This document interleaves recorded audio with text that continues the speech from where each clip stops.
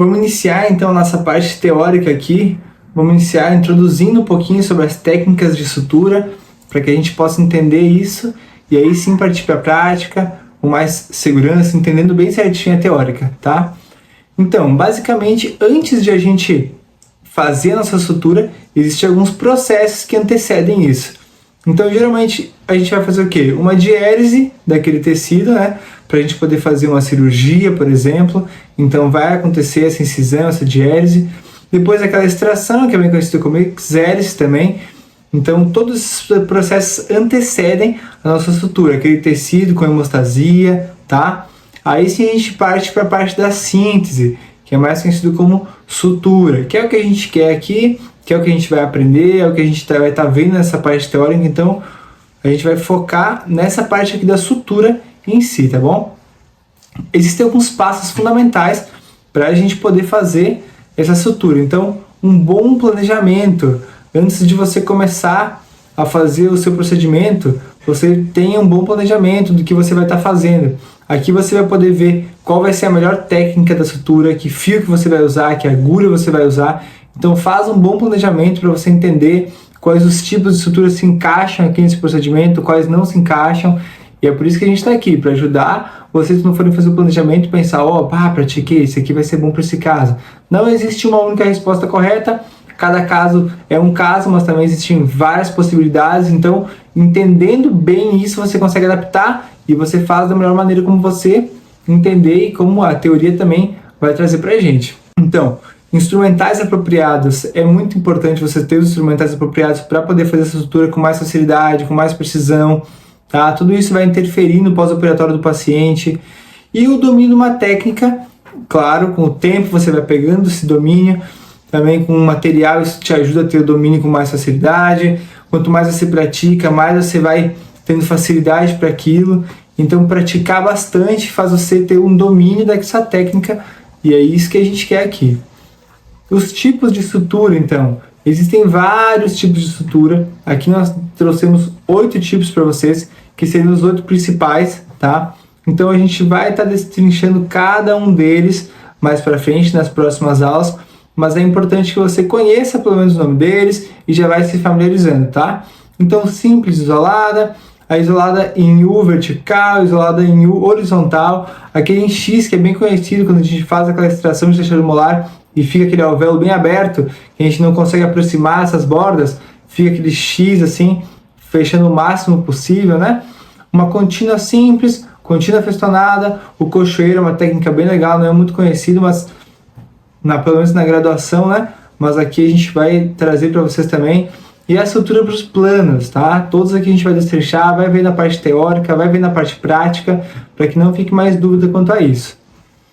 Então, quanto à manobra dessa síntese, vai estar visando aproximar esses tecidos após o ato cirúrgico, ou até mesmo um trauma que ocorreu. Então, nem sempre a gente vai estar induzindo aquele tecido a uma inflamação, para depois poder fazer a sutura, como é o que acontece numa cirurgia. Também pode acontecer algum trauma e você vai direto para a cirurgia.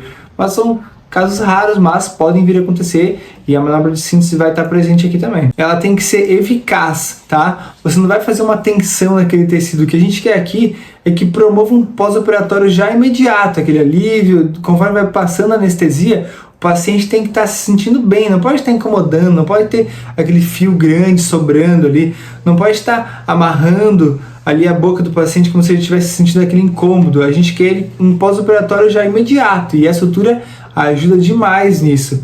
Vai promover uma boa cicatrização. A cicatrização fica na boca do paciente para sempre. Se você faz aquela sutura de qualquer jeito, com tecido saindo para fora, vai cicatrizar daquele jeito. Vai ficar ali borda para cima, depois quem sabe até vai ter que tirar. Então faz direitinho para não ter que fazer 2 vezes. O tecido ele não pode ficar isquêmico naquela região. Sabe quando a gente vai dar aquela anestesia no palato e quer que fique um pouquinho isquêmico para ter certeza que pegou ali uma região que não é muito enervada?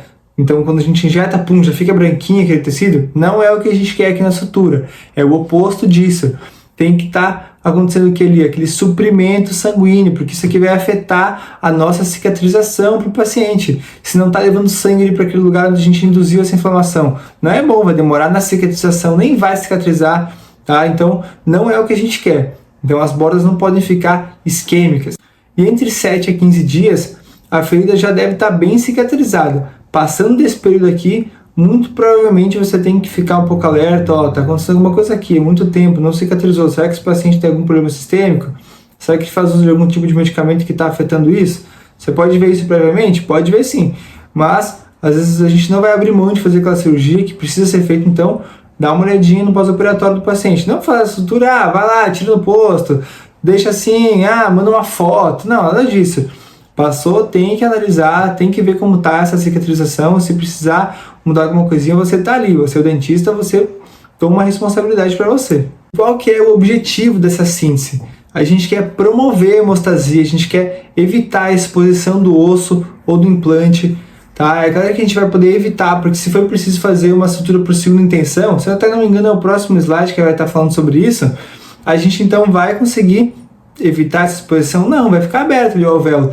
Claro que vai dar mais trabalho para a cicatrização, pode ser que demore um pouquinho mais do que uma aqui, ó, unir as bordas da ferida cirúrgica. É claro que se você conseguir fazer uma sutura por primeira intenção, unindo as bordas dessa ferida, vai cicatrizar com mais rapidez, mas não quer dizer que está errado. Muitas vezes não vai conseguir fazer isso, mas esse é o nosso objetivo. Se possível, a gente vai conseguir, se não, a gente acompanha e está tudo certo. Alguns casos não tem como mesmo.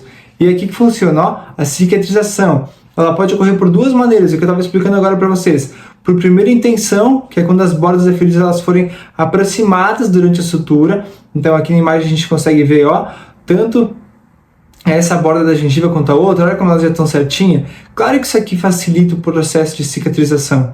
Vai cicatrizar bem mais rápido, tá? Comparando com o quê? Por segunda intenção, quando as bordas da ferida elas não foram aproximadas durante a sutura.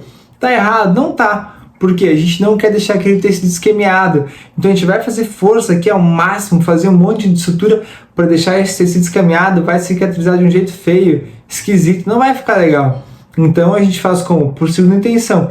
Não vai fazer aquela junção das duas bordas, mas a cicatrização vai ocorrer. Vai demorar um pouquinho mais? Um pouquinho mais, mas vai cicatrizar da forma como a gente realmente quer.